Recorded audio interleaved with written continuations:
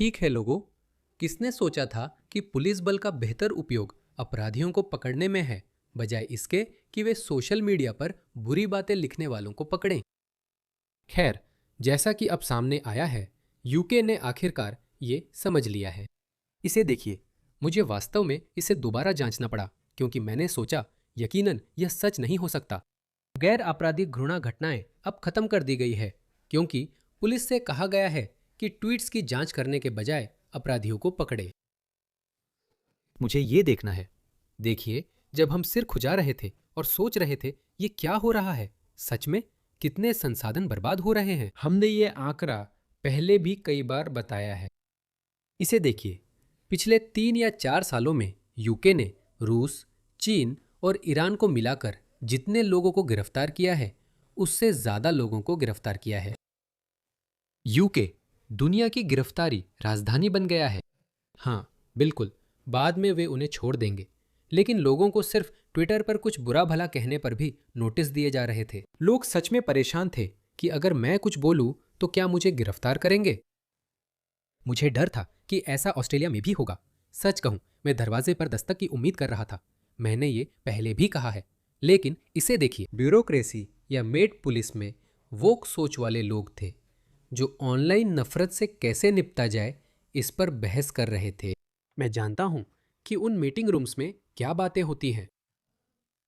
अगर कोई किसी को मोटा कह दे तो हमें क्या करना चाहिए?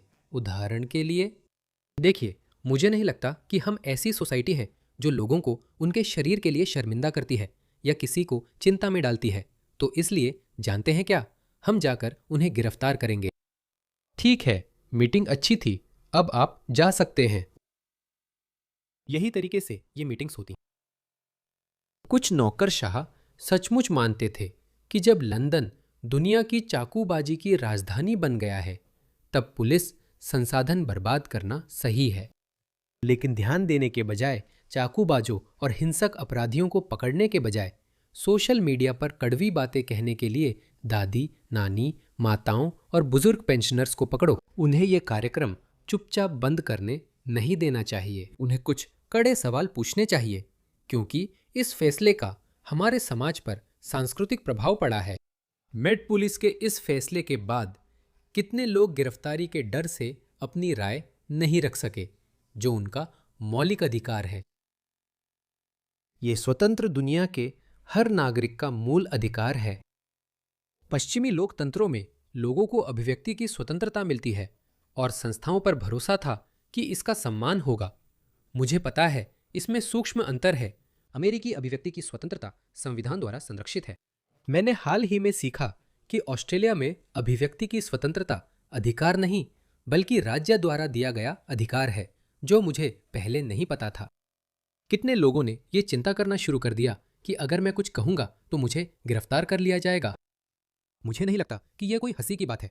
चलिए देखते हैं कि पैट्रिक क्रिस्टीज क्या कह रहे हैं। अपराध, नफरत को खत्म किया जाना चाहिए। मुक्त अभिव्यक्ति के लिए खतरा माने जाने वाली घटनाओं को अब समझदारी भरे तरीके से बदला जाएगा। गैर अपराध नफरत की घटनाएं खत्म करने की योजना पुलिस प्रमुख अगले महीने गृह सचिव को देंगे। ये अच्छी बात है। तो ये वही है जैसे कि ये चुभने वाले शब्द है ना। सीधी बात ये है कि सिर्फ ठेस पहुंचाने वाली बातें कहने पर अब आप पर मुकदमा नहीं चलेगा। क्लियर? हाँ, मेरा मतलब है यह एक शानदार विचार लगता है। मुझे उम्मीद है कि यह आगे बढ़ेगा, जैसा कि वे कह रहे हैं कि इसे गृह सचिव को प्रस्तुत किया जा रहा है।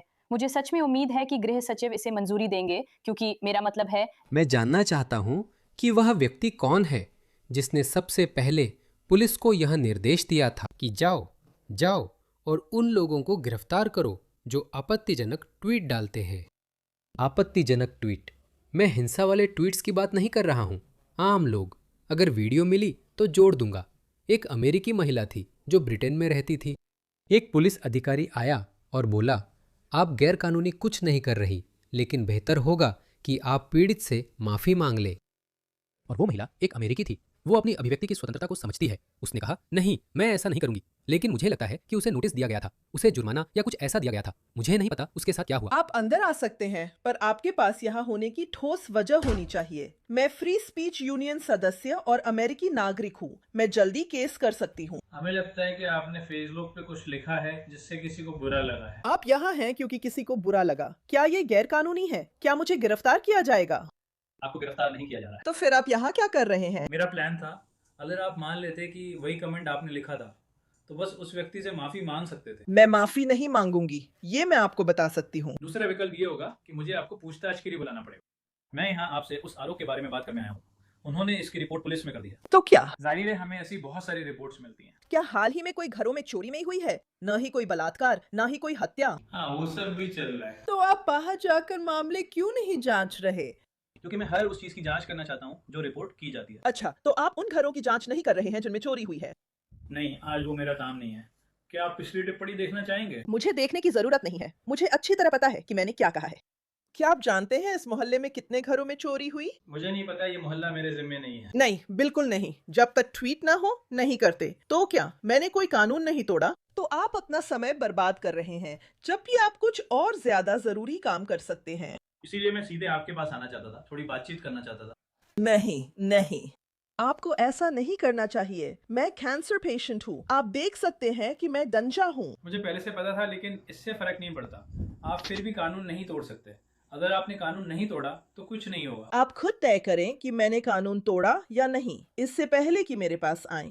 जनता जानती है आप क्या कर रहे हैं और देश में क्या हो रहा है। आप ऐसा क्यों नहीं करते? उनसे बात करें और उन्हें कहें कि मुझसे माफी मांगे। एक कैंसर की मरीज, एक अकेली रहने वाली महिला जिसने अपनी जिंदगी में कभी भी कोई कानून नहीं तोड़ा है। वैसे एक बुजुर्ग महिला, आप उन्हें बताएं कि मैं एक वृद्ध महिला हूँ, मैं कैंसर की मरीज हूँ। तो मुझे वापस आके इंटरव्यू तय करना होगा। ठीक है, आप व्यवस्था कर सकते हैं, लेकिन मैं वही बातें बताऊंगी। अगली बार मेरे साथ फ्री स्पीच यूनियन का वकील होगा।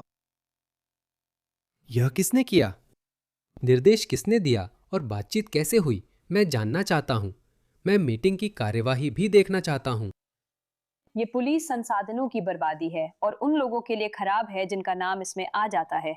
अक्सर उन्हें पता भी नहीं चलता कि उनके खिलाफ NCHI दर्ज है। फिर जब वे नौकरी के लिए जाते हैं तो ये उनकी DBS चेक में आ जाता है, जो कि बहुत ही शर्मनाक बात होती है और इससे आपको नौकरी मिलने से भी रोका जा सकता है। मुझे उम्मीद है कि ये सच है, क्योंकि मेट पुलिस ने पिछले अक्टूबर में इन्हें खत्म करने की बात कही थी। असल में उनका मतलब था कि वे जांच बंद कर देंगे, लेकिन बिना बताए और बिना सही जांच किए इन्हें रिकॉर्ड करते रहेंगे।